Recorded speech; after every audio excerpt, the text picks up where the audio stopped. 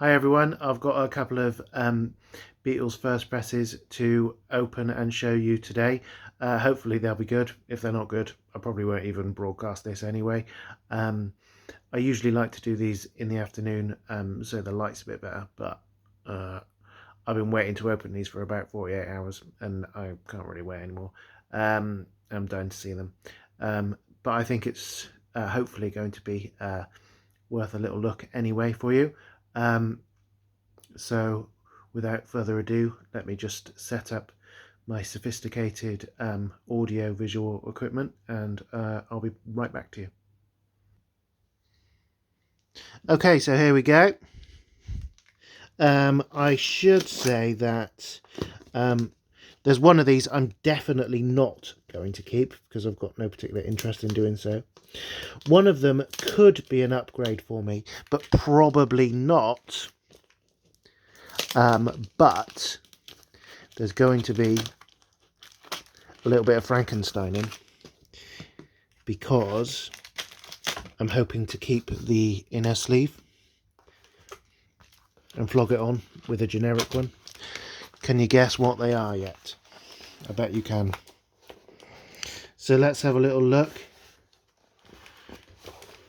Oh, there we go. You've just guessed that one. I gave it away, didn't I? So let's have a look at the state of these bad boys.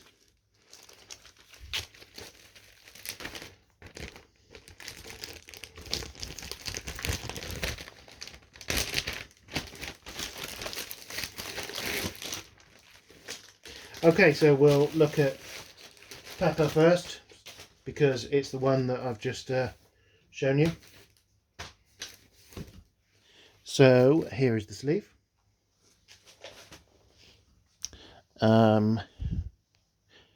It's in quite nice nick actually, certainly from the front anyway. Let's have a look at the spine. The spine's a little bit chipped. I think that's a narrow spine one. Okay. And there's the back of the sleeve. It looks great. Let's have a little look. There's the gatefold, the inside of the gatefold. Very nice and clean. Good example that. Okay, so I know that it's got the all-important inner, and that is in very tidy condition. And yes, it's the inner sleeve. I've been waiting a number of years to get one of these bad boys into my own collection. And is it split? Oh my goodness. It's a nice inner sleeve without any of the usual splits. Oh yes, very nice. So that is definitely not going anywhere. Let's have a little look at the record. So this is a mono press and it's a first pressing. I only realised very recently when I happened to sell one that the easy way to tell the difference between a first and second and third pressing, first and second ones are very, very, very similar. In fact, I can't remember what the difference is, but with the third pressing, it doesn't have the sold in the UK text along under the Parlophone logo there. So that I think is a first pressing, but it might be a second one. I'll have to do a little bit of research on that.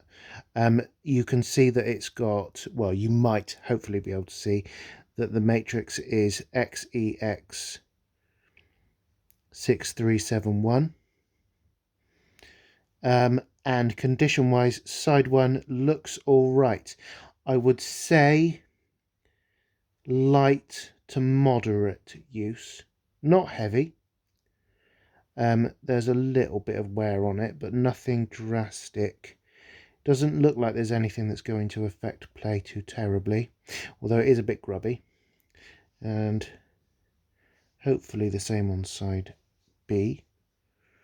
Yeah, more or less the same on side B. There is a bit of a... can you see it? Can you see it? There's a bit of a mark on this. Just need to catch the light properly. I don't know if you've seen that at all, but there is a mark that goes across the width of the record, unfortunately. That said, it's not deep impact. There's a little bit of a scratch there. I really hope that doesn't affect play. I would say that side A is in slightly better nick than side B. It's definitely not a carve up though.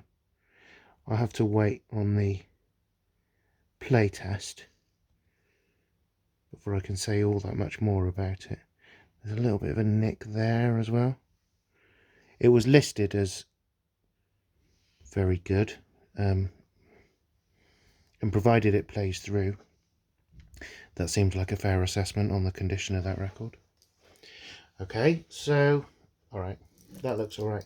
Sleeve wise and other bits and bobs wise, it's nice. The record, little bit aged, but definitely not terrible. Okay, and next up,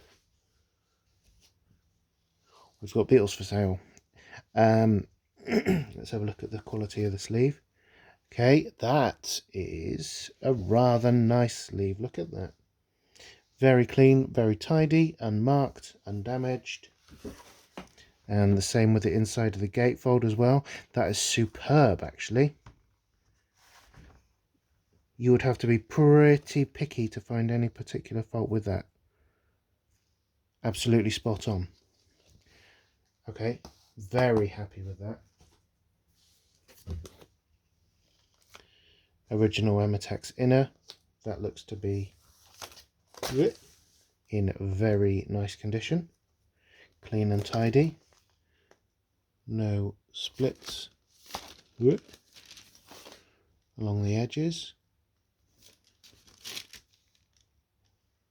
Oh, wait, there is a little bit of a split there. Alright, that's forgivable though. I'm okay with that. Alright, let's have a look at the record.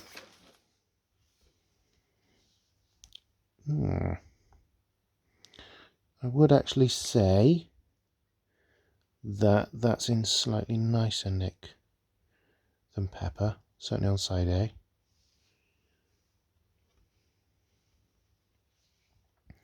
And on side B, I would actually, that's been listed again as very good.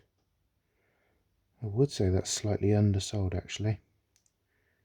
It looks to me, from where I'm sat now, in the admittedly limited light, as,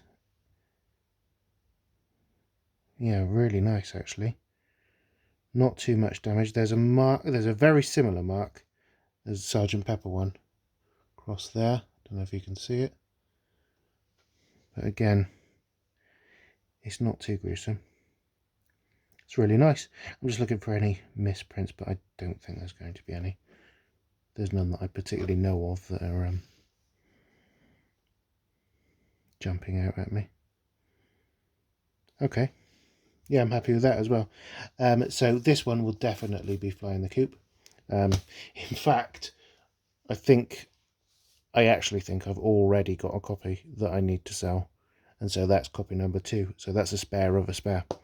But no matter, it's nice. It will find a good loving home sooner or later. With a bit of luck, I'll make a couple of quid on it. And the same with Sgt. Pepper as well.